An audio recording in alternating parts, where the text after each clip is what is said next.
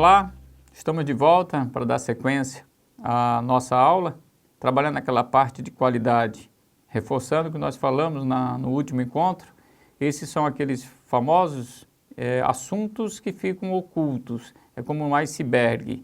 Às vezes no edital aparece um nome, como lá fluxograma, e não detalha o que vai ser cobrado pela prova. Então na aula passada nós falamos que a gente tem que estudar não só a qualidade, mas várias gestões de processos de qualidade. E hoje nós vamos tratar de mais alguns deles. Vamos começar a tratar da qualidade, primeiro entendendo o que vem a ser esse processo, né, dentro de uma organização. Porque quando eu quero melhorar a qualidade, eu na verdade estou querendo melhorar os processos. Lembra da palavrinha eficiência que nós vimos lá na outra aula? A gente quer fazer com que a empresa utilize melhores recursos humanos, pessoais e materiais para obter melhores resultados. E para isso, eu tenho que garantir que mesmo eu utilizando bem esses recursos, a qualidade não venha a sofrer nenhuma mudança. Garantia de satisfação do cliente e, se possível, como nós vimos na aula anterior, que esse nosso cliente tenha uma expectativa superada. Então, na verdade, um processo é um conjunto de tarefas. Veja que é bem da área operacional, onde existe muita habilidade técnica, que envolve pessoas, equipamentos, procedimentos e informações. São aqueles recursos que nós vimos também num dos encontros iniciais, onde eu tenho essa preocupação de melhorar essa utilização, ser o mais eficiente possível nesse processo. E nós já também falamos sobre um processo anteriormente, mas só reforçando, nós falamos quando falamos de a diferença entre eficiência, eficácia e efetividade. Nós falamos que a eficiência ela acontece dentro da empresa, onde tem um processo. A eficácia é aqui na saída, onde gera-se produtos e serviços. E a efetividade é a satisfação mais ampla da sociedade, além da satisfação do cliente também, você não causar problema nenhum com o meio ambiente, você ter sustentabilidade. Então é coisa bem ampla, bem de longo prazo. Então quando a gente analisa o processo, a gestão da qualidade, é aqui dentro que eu quero melhorar. Eu vou trabalhar para que o meu produto atenda a necessidade do cliente e que esse processo, todo ele seja feito com qualidade. Então nós falamos, um processo, ele vai acontecer o quê?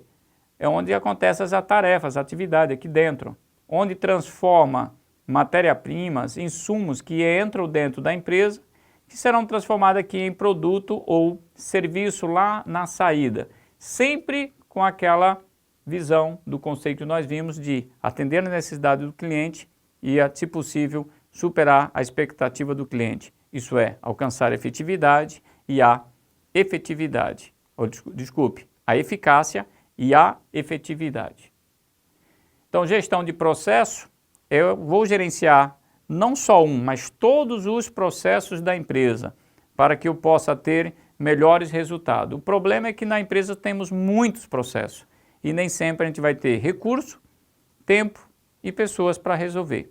Mas o ideal é que você trabalhe sempre pensando na melhoria contínua, sempre preocupado em melhoria contínua, como está aqui escrito, que é um termo muito utilizado quando a gente estuda PDCA.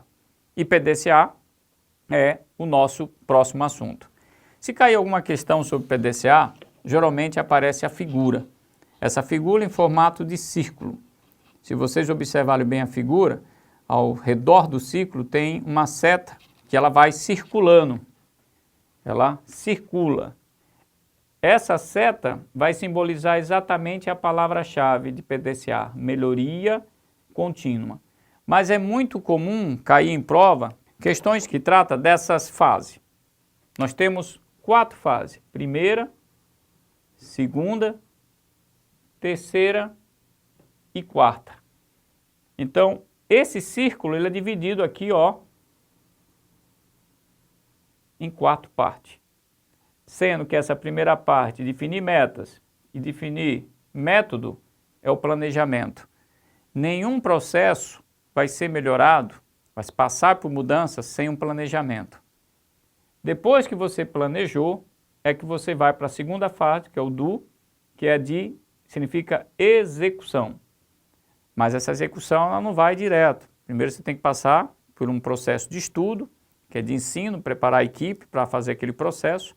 Depois vai para o treino, que é a prática, e somente depois que está preparado é que você vai, de fato, executar. Terceira fase, que é o cheque, verificação de resultado, é o famoso controle. Você vai acompanhar e ver se o processo realmente melhorou ou não, porque às vezes você muda o processo, mas ele continua falho.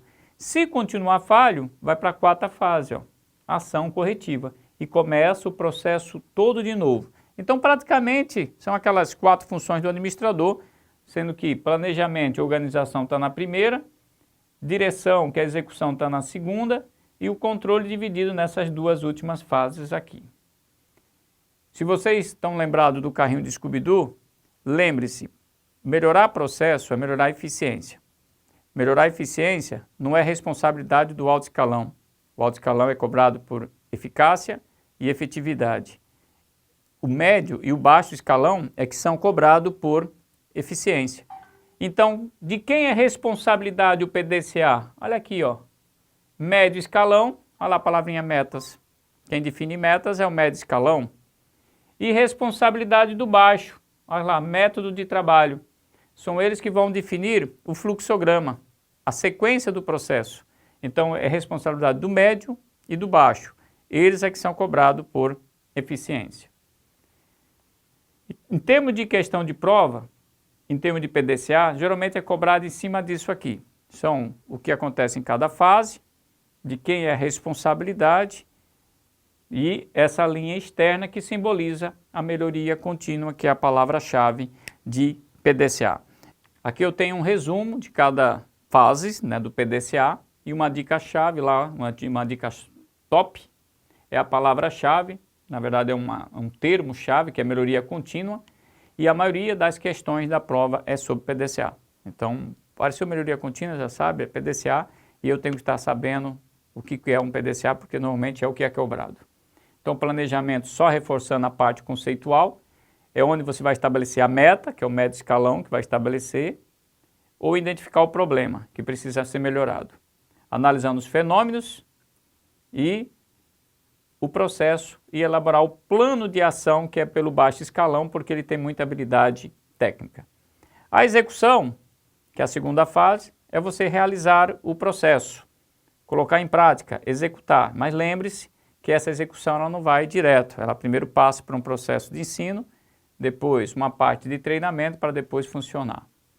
Terceira fase, o cheque, que é verificação, que é o mesmo que controle, olha lá, as palavras-chave de controle, ó, monitorar, avaliar resultados e corrigir, se for necessário, está aqui embaixo na última ação, né, que é você exatamente ver onde é que você falhou, onde precisa ser melhorado e reinicia todo o processo novamente. Então, o PDCA é simples, não tem muita coisa a ser perguntada, é fácil de responder uma questão de prova. Mas esse é um dos processos, é uma das formas de gestão de processo. Mas temos um outro, que é muito conhecido na praça, apesar de ser pouco conhecido às vezes do estudante, né, do candidato a uma vaga no setor público, mas que as empresas praticam muito, que é o PMBOK. Quem criou foi a empresa que criou o ISO 9000. Ela vai certificar e para poder certificar ela teve que criar uma metodologia de gestão de processo, de como é que ela vai avaliar se essa empresa merece ou não o certificado. E aí ela pegou e criou o PMBOK, que é o mesmo PDCA. O PDCA está aí dentro, só que ele tem mais 2 atividades, mais 2 funções. Então vamos aqui, ó. A primeira é nova, não tem no PDCA, que é iniciação. Mas o PDCA está aqui no meio, ó. Planejamento, P, tem o do, execução, e o cheque, junto com a ação, está aqui, ó, na melhoria e controle. Só que aparece uma 5ª função, que é o fechamento. Então, tem 2 funções a mais em relação ao PDCA. Essa 5ª, que é o fechamento, e a primeira iniciação. O que ele quer dizer com isso? Nenhum processo vai passar por autorização ou certificação sem antes a empresa autorizar aquele processo, iniciar a avaliação do processo. Por mais que você tenha melhorado antes, mas só vai valer a partir que a empresa que certifica dizer agora está valendo, vamos começar a avaliar. Mas independente de ter ou não uma empresa certificando, na empresa normalmente acontece dessa forma. Nenhum processo vai ser melhorado, nenhum processo vai ser alterado sem que alguém autorize esse processo ser melhorado. Então, por isso que é comum acontecer na empresa esse processo de iniciação. Alguém vai autorizar que esse processo seja melhorado. Já imaginou uma McDonald's, ela melhorar o seu processo, tanto no atendimento no balcão, como no drive-thru? Ali, para mexer naquele processo, alguém tem que autorizar, não é qualquer pessoa que vai chegar lá e alterar. Então, por isso que tem sempre a iniciação. Depois, tudo bem, define-se a meta, define-se o fluxograma, depois executa, depois monitora, se tiver necessidade, melhora, mas vai chegar um momento que você vai para a quinta função aqui, que é o fechamento. É quando você vai oficializar aquele processo. Uma hora você vai ter que dar um corte e dizer, esse é o que está valendo agora. Vamos pegar o exemplo do próprio McDonald's, mesmo que mexa aquele processo, em algum detalhe, depois eles vão oficializar e passar para todos os franqueados. E dali em diante, é esse que está valendo. Só vai ser alterado se alguém novamente autorizar a iniciação. Então, oficial é aquele que é gerado lá no fechamento. Então, esse é o segundo, muito parecido com o PDCA.